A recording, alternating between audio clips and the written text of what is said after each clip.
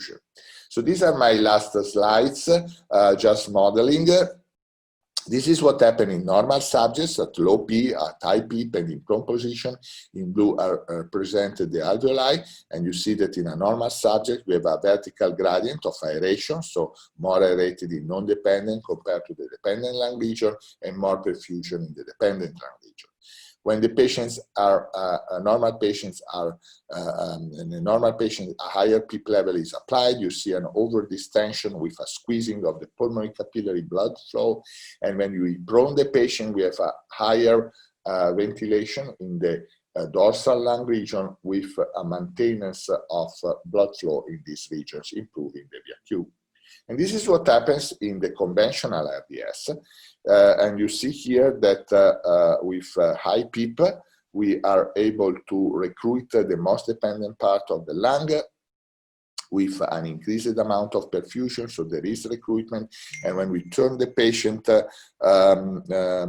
prone, we have an increase in the ventilation in the dorsal lung region with better perfusion. So in RDS, the classical RDS is characterized by edema, which leads to atelectasis, lower compliance, higher perfusion in the dependent lung regions, recruitment with higher pressure, and the response in oxygenation is associated with better aeration, but not perfusion redistribution. This is different in COVID-19, and just to make a story short, just focusing on the panel on type 3, you see that we have a consolidated area in the dependent lung region. These are not atelectatic area. The area with the small circle represent the poorly aerated tissue, and you see that we have more perfusion in the non-dependent lung region and less perfusion due to the microthrombosis and less distribution of blood volume in the consolidated area, while higher perfusion in the poorly aerated tissue. And so when we apply PEEP, we have observed an improvement in oxygenation. This is not due to recruitment, but this is just due to a redistribution of perfusion towards well aerated or poorly aerated lung regions. And when we turn the patient prone, we do not observe any recruitment. We can only observe a redistribution of perfusion towards the aerated areas and not effective recruitment. So COVID-19 is likely to be a primary RDS, is not like a traditional RDS, since fibrosis, so is characterized by consolidations and fibrosis, so the gas volume is substituted by fibrosis and cellular necrosis. No edema, with higher perfusion in non-dependent lung region, while in RDS, more perfusion in the dependent lung regions, poor or no recruitment with higher pressure, and the response in oxygenation was associated with a redistribution of perfusion and not aeration. So hypoxia in COVID-19 is due to the lower VAQ ratio in aerated, non-dependent, and poorly aerated lung tissue due to the increased perfusion, and higher shunt fraction in non-aerated lung tissue, and the presence of microembolism is likely to be protective in some way in order to reduce the further possible increase in the true shunt. Also between survivors and non-survivors, our data suggests that non-survivors are characterized by lower aerated tissue, higher total lung mass, not due to increased lung edema, but due to a substitution of the gas volume with fibrosis or consolidated tissue, more blood volume in poorly aerated tissue, we reduce the VAQ, the larger amount of perfusion defects in poorly and non-aerated lung tissue, which suggests that microembolism might be associated with survival. So, in conclusion, conclusion 1 is that COVID-19 is a systemic complex disease. It's not a traditional RDS. And the first bullet is pneumonia, so is our primary RDS. The second bullet is coagulation with higher thrombosis and higher increased risk of hemorrhage. The third bullet is fibrosis. These patients die for fibrosis. And the treatment, as I showed you, is a very early treatment with anti-inflammatory, eventually antiviral, perhaps remdesivir, anticoagulants, and protective respiratory support. Our data suggests that in critically ill patients, phenotype 3, so more complex lung morphology alteration are more frequent than phenotype 1. inhomogeneous pattern of aeration and volume distribution and pulmonary perfusion defects in this patient is clear. There are pulmonary morphological patterns with volume and perfusion defects associated with clinical outcome, inflammatory and thrombophilic markers. Higher PEEP was not associated with recruitment. Prone position was not associated with recruitment, but only with redistribution of perfusion, and lung imaging technique, including CT perfusion, in our opinion, should be considered in the next future for best diagnostic and therapeutic assessment of COVID-19 patients. This is the last slide. So how to ventilate COVID-19 patient? We have to be very patient. We have not to be in a hurry with this patient and try weaning very early, but to be very patient. In phenotype 1, we can try non-invasive ventilation, but very early, and if no improvement occurs, so respiratory rate is maintained higher than 28 breaths per minute and saturation is below 95, if FL2 equal or higher than 60%, we have to intubate these patients. In phenotype 1, if not improving, and in phenotype 3, we have to start very early control mechanical ventilation. Protected tidal volume has to be used from 6 to maximum 8 milliliters per kilogram per weight, maintaining a plateau pressure below 27. PEEP should not be very high and maintained within a range between 8 to 12 centimeters of water. And we have to use eventually higher FiO2, so higher FiO2 and lower level of PEEP. Minimize oxygenation target between 55 to 85 millimeters of mercury. In phenotype 3, we can try prone position, but very cautiously for the reason that I showed you before, and recruitment evolution should be used only as a rescue. I think that I tried to give you an overview of our experience on COVID-19 patients and some practical suggestions how to manage the inflammatory response, the coagulation response, and protective mechanical ventilation in these patients. To improve their outcome. Thank you very much. Thank you, doctor. Thanks a lot for your life-saving experience. It's like you are in the center managing these patients, and your experience will help a lot of doctors to save patients in the ICU settings. Thanks a lot, which is the real purpose of this conference, is to share one person's experience to save the other part of the humanity. Thanks a lot. Thank you very much. I will leave it to the hospital now. Yeah. Yes, sir. Are you okay with taking 1 or 2 questions? Yes. Yeah, please. I will. I just want to thank you so much. Your short time on early morning, I was, texting you. Thank you so much for coming and sharing your experience. It's a great pleasure. Thank you very much. And if you wish the presentation, send me an email and I can send you a link to share with all your colleagues in India. Great. Thank you. Please, can I ask a question? I have one question from Dr. Natalia Zubeta. What is the frequency of sequel on recovered patients? The sequence of? Recovered patients. Yes. We have of fibrosis or in general? In general. In general. So the survival, I mean, I can tell you the survival in critically ill patients, so in the patients admitted to the hospital with respiratory sign, the mortality is quite high, is around 20%. And the mortality in critically ill patients is variable among centers. This depends, as I show you, mainly by the age. It depends if they were intubated older patients or younger patients. If the response mainly in the comorbidities are very important. The comorbidity, in fact, the Charlson index was very much correlated to that. So the range of survival in critical ill patient and in the hospital depends on this variable, and this depends on how the healthcare system manage this issue. But the mortality in intubated patients is between 35 to 45%. Oh God. So quite high. And in patients not intubated, of course, the mortality is much lower. Is around 20%.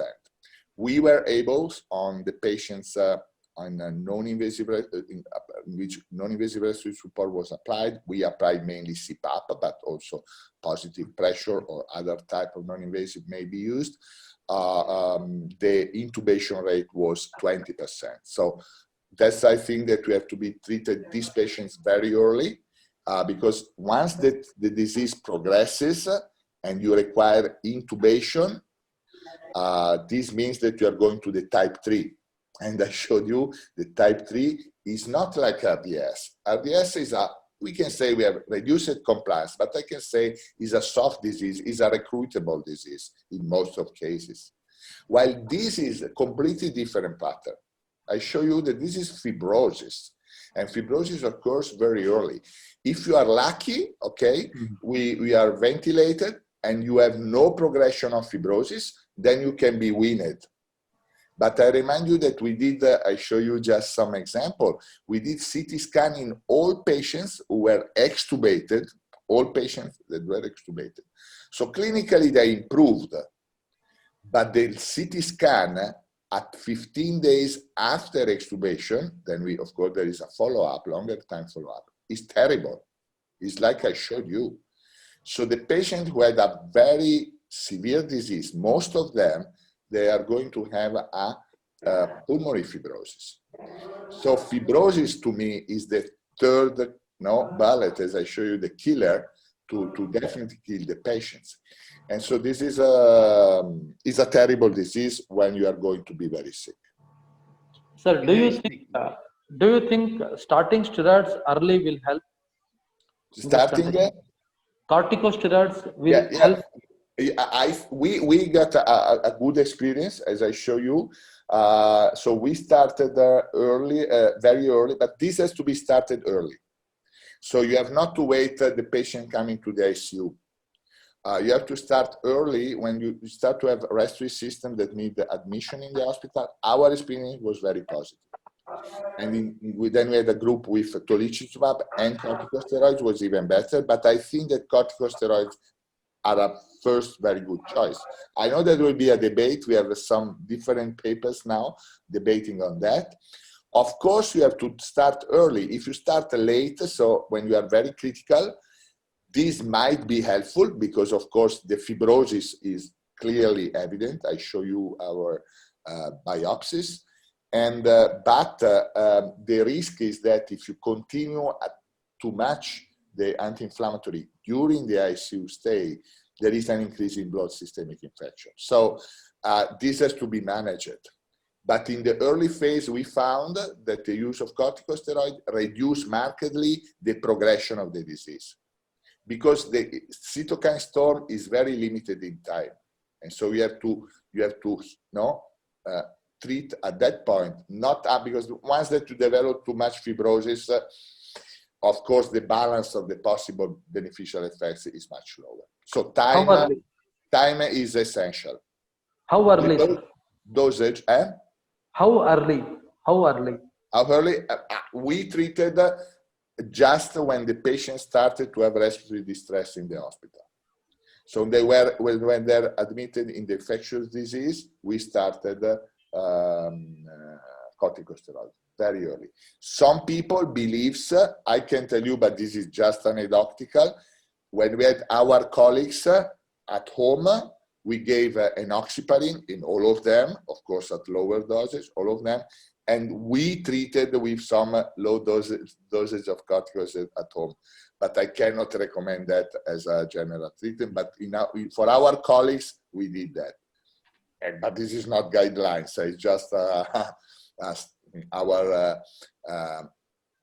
but when they come to the hospital, my feeling, and they have respiratory signs, we treated with corticosteroids. I don't know what we'll have in the randomized trials, but I think the timing is important. If you test in a randomized trial corticosteroids later, for sure you will not have any beneficial effect, because fibrosis is so strong that you cannot do anything. You have to treat with corticosteroids in the first window, and the first window is as early as possible as you can when the patient is admitted to the hospital. Thanks a lot, yes. Sir. Natalia Zubieta, please go ahead. Hello, may I speak, please? Please go ahead, sir. Dr. Pelosi, I am delighted that you joined us. Your work is truly extraordinary. It's clarifying many things. Let me comment just very briefly because of the shortness of time you have to go.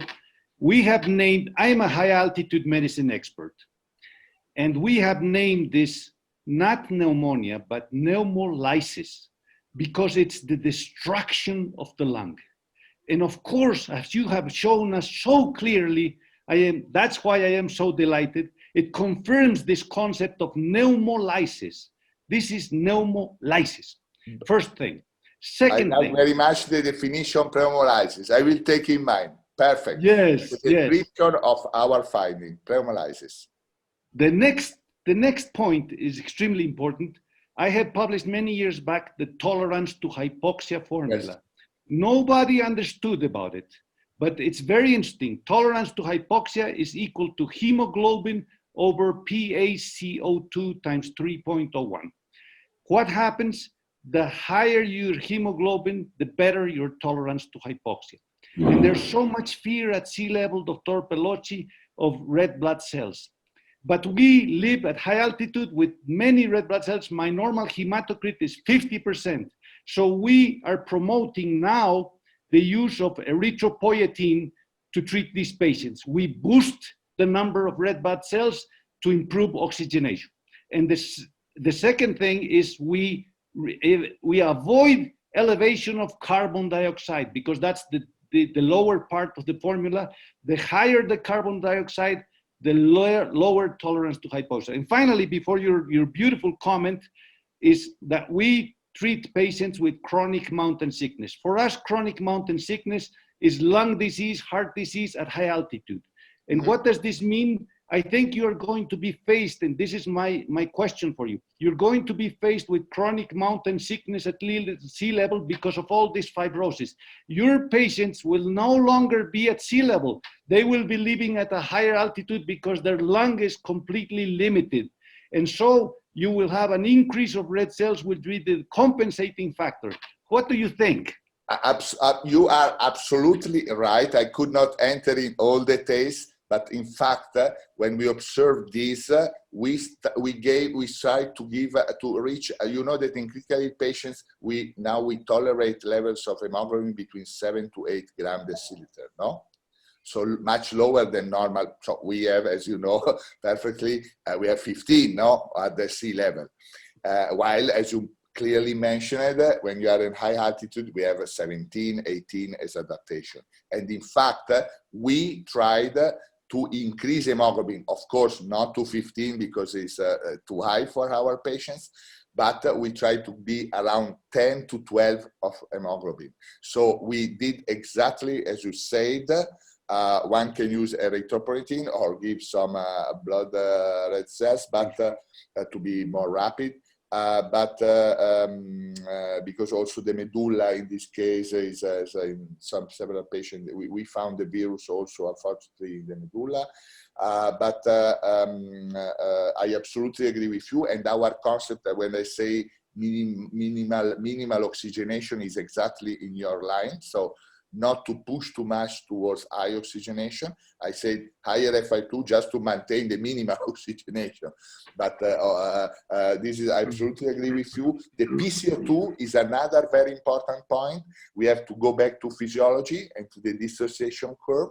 That's why prone position I did not like too much, because there was a major increase in PCO2. And this was a major problem. That's why many people, they say, you have to prone this patient, prone to patient, the belly down.